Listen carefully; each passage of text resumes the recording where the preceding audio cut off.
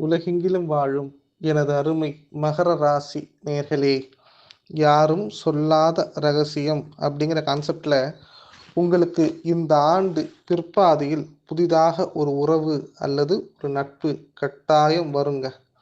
இதை உங்களால் தவிர்க்கவே முடியாது. ஒரு புது நபர் அப்படிங்கிறது எதுக்குன்னு பார்த்தீங்கன்னா, உங்களுக்கு இந்த ஆண்டு வருவது பாசிட்டிவா நெகட்டிவா அப்படிங்கிறது தான் முக்கியமான விஷயம். இந்த வீடியோவில் நம்ம பார்க்க போகிறோம். இந்த வீடியோவை பொறுத்த வரைக்கும் எதுக்குன்னா, மகர ராசினியர்கள் இப்போ அழுதுட்டு இருக்காங்கன்னு வச்சுக்கோங்களேன். அவங்களோட அழுகையை யாராலும் சரி செய்ய முடியாது.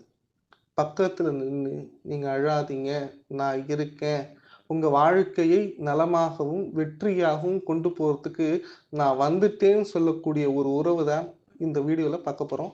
என்னோட சேனலை சப்ஸ்கிரைப் பண்ணி வச்சுக்கோங்க. கண்டிப்பாக இந்த வீடியோ உங்களுக்கு பயனுள்ளதாக இருக்கும் அப்படின்னு நம்புகிறேங்க. இந்த வீடியோவில் நம்ம முக்கியமாக என்ன பார்க்க போகிறோம்னா, அந்த நபர் எந்த மாதிரி இருப்பார் அப்படிங்கிறத பற்றி தான் பார்க்க போகிறோம். உறவுகளில் அதிகமாக விரிசல்களை உருவாக்கியிருக்கும். ஏன் மகர ராசிக்கு இந்த உறவுங்கிறது முக்கியமாக சொல்கிறேன் அப்படின்னா, இந்த உறவுகளில் பல ஏமாற்றங்களையும் பல துரோகங்களையும் பல அசிங்கங்களையும் சந்திச்சிருப்பீங்க.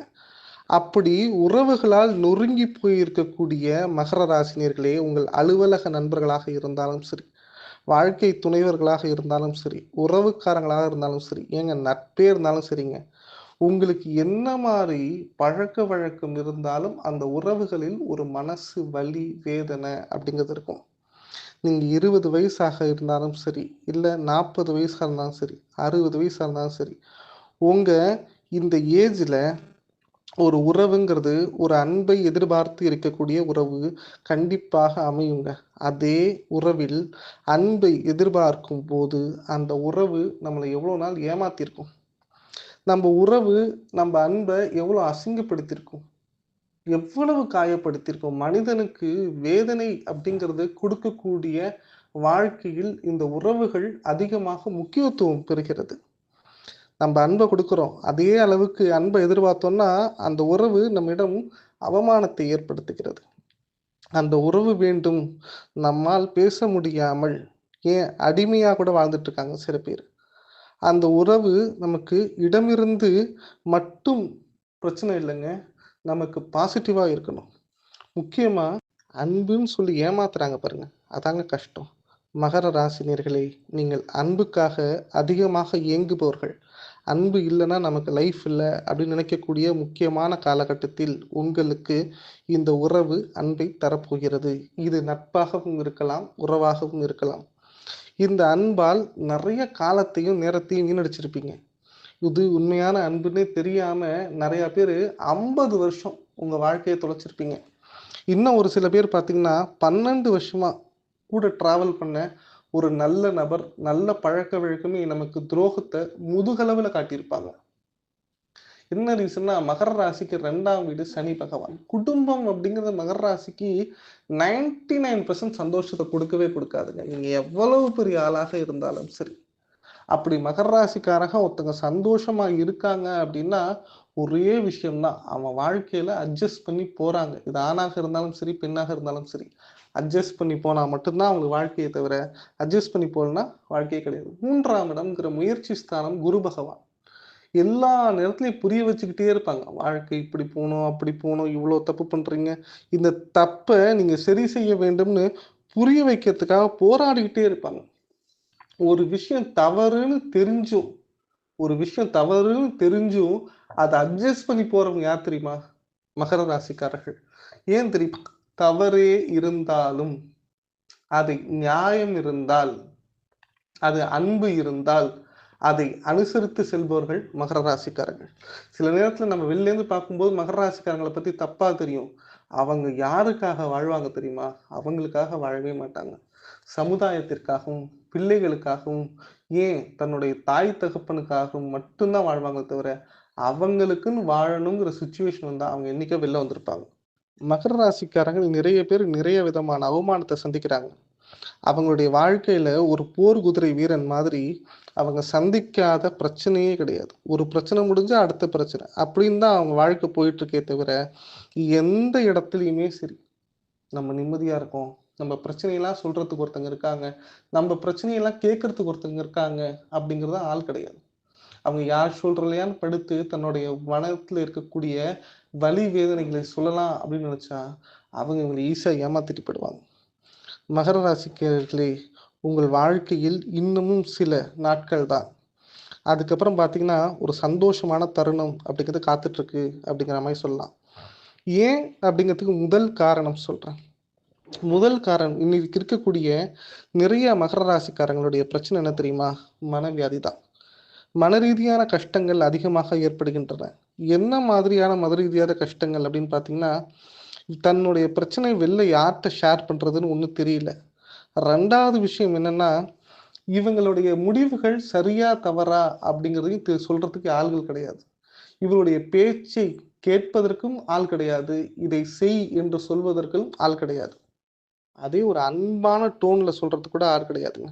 பிடிச்ச உணவு, பிடிச்ச உடை, ஏன் பிடிச்ச வாழ்க்கை அப்படிங்கிறது எதுவுமே இல்லாம, வாழ்க்கையை கடைக்கோடி மனிதனாக ஏதோ கடமைக்கு வாழ்றாங்க. உங்களுடைய 6ஆம் இடம் அப்படிங்கிற ரணரோண ருத்ரஸ்தானத்துக்கு குரு வரார். இப்பொழுதுதான் தெரியும் வாழ்க்கையில யார் எதிரி, யார் நண்பன் அப்படின்னு தெரியும். அதே மாரி 8ஆம் இடம் அப்படிங்கிற அஷ்டமஸ்தானத்தில் கேது வருகிறார். இந்த கேது உண்மையிலிருந்து விலகும் போதெல்லாம் உங்களுக்கு உறவுகளிடமிருந்து ஒரு விடுதலை கிடைக்கும். ரொம்ப நாளா ஒரு உறவுகிட்ட மாட்டிட்டு சிக்கிட்டு ரொம்ப கஷ்டப்படுறீங்களா? விடுதலை கிடைச்சிரும்.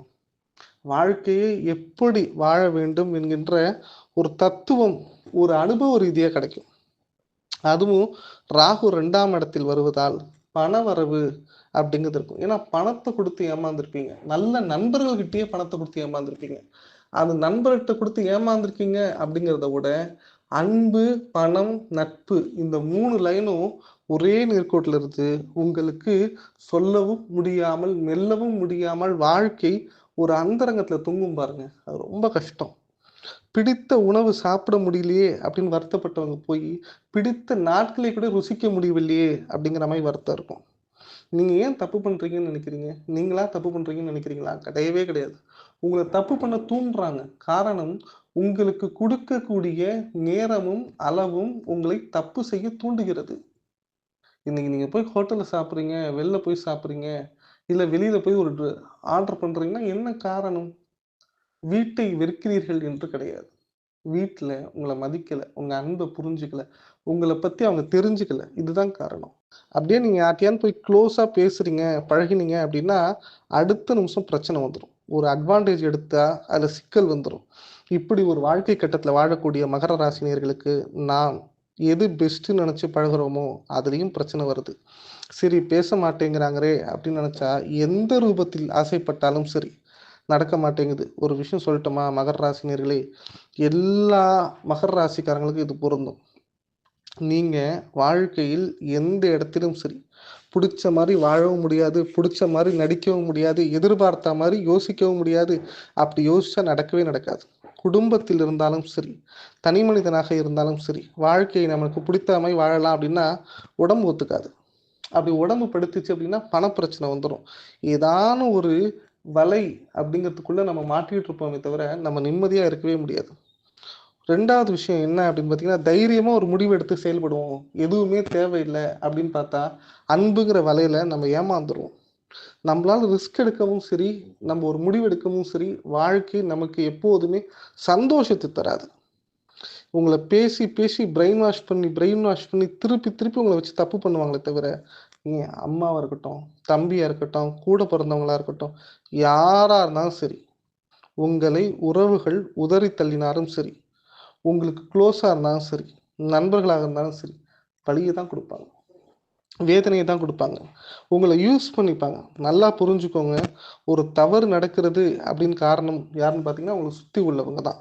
உங்க சுத்தி உள்ளவங்க ஒரு நாளும் உங்களுக்கு உறுதுணையா இருக்க மாட்டாங்க.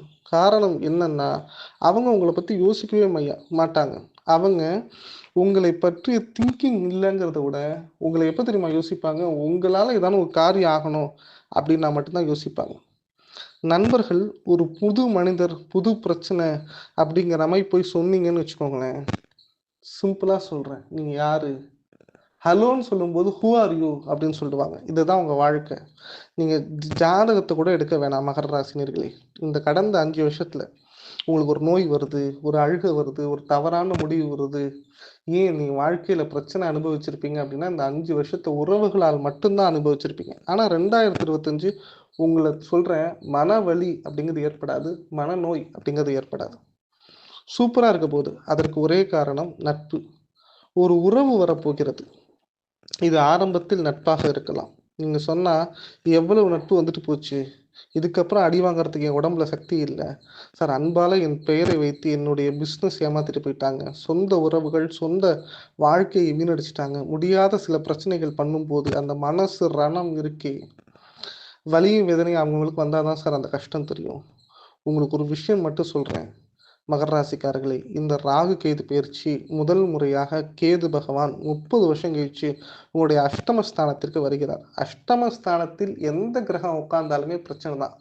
ஆனா இந்த கேது மட்டும், அதுவும் ஞானக்காரகன், அஷ்டமஸ்தானத்தில் உட்கார போகிறார். எவ்வளோ நாள்னு பார்த்தீங்கன்னா 18 மாசம்.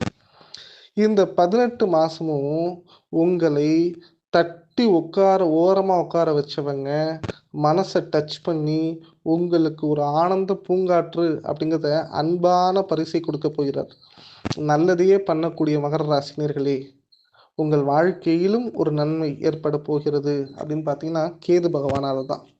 நீங்க ஒர்த்தா அப்படின்னு நினைச்சவங்களுக்கு ராகு உங்களுடைய வேல்யூவை சொல்லப் போறார். உங்கள் வாழ்க்கையில் சனி பகவான் விடுதலையை தரப் போகிறார். ஒரு பரிபூரணமாக வாழ்க்கையை வாழப்போகிறீர்கள். நமக்கு கொடுக்கக்கூடிய சின்ன டிக்கெட்டா இருந்தாலும் சரி, சின்ன வாழ்க்கையாக இருந்தாலும் சரி, சின்ன சாப்பாடா இருந்தாலும் சரி, அதை முழுமையாக அனுபவித்து சாப்பிடக்கூடிய ஒரு வாழ்க்கை உங்களுக்கு உண்டாகப் போகிறது அப்படிங்கிறது தான் உண்மை. வாழ்க்கையை உங்களுக்கு வசமானதாக மாற்றிக்கொள்ளுங்கள். ஏன் இப்படி சொல்றேன் அப்படின்னா, இந்த பிரபஞ்சம் நம்மளுக்கு எப்பயாதாங்க வழிவிடும். இந்த பிரபஞ்சம் வழிவிடும்போது தான் நம்ம வாழணும். அப்ப நம்ம என்ன செஞ்சிடக்கூடாது அப்படின்னு பார்த்தீங்கன்னா, இவ்வளோ நாளா நீங்க செஞ்ச நீதி, நேர்மை, நியாயம்னு செஞ்சுட்டீங்க அப்படின்னா, இந்த பிரபஞ்சம் திருப்பி உங்களுக்கு ஒரு வழியை விடாது. உங்களுக்கு கோச்சாரம் என்ன வேணா இருக்கலாம். சுயஜாதகம் என்ன வேணா இருக்கலாம். உறவுகள் எப்படி வேணா இருக்கலாம். இந்த வீடியோ உங்களுக்கு புடிச்சிருக்கும் அப்படின்னு நம்புறேன். ஏன்னா, இந்த வீடியோ மூலியமா உங்களுக்கு நல்லதை செய்யுங்கள். நல்ல விஷயத்த மாத்திக்கோங்க. முதல்ல உங்களுக்குன்னு வாழ கத்துக்கோங்க.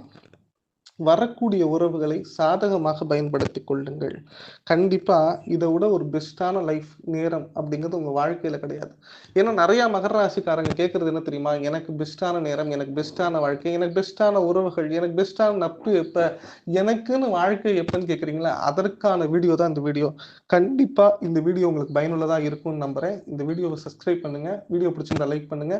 இத உங்க மகர ராசி நண்பர்கள் எல்லாருக்கும் ஷேர் பண்ணுங்க. உங்களுக்கு ஏதாவது டவுட்ஸ் இருந்தா கமெண்ட் பாக்ஸ்ல கமெண்ட் பண்ணுங்க. ஜாதகம் பார்க்கணும், கன்சல்டேஷன் பண்ண நம்பருக்கு கால் பண்ணுங்க. நன்றி, வணக்கம்.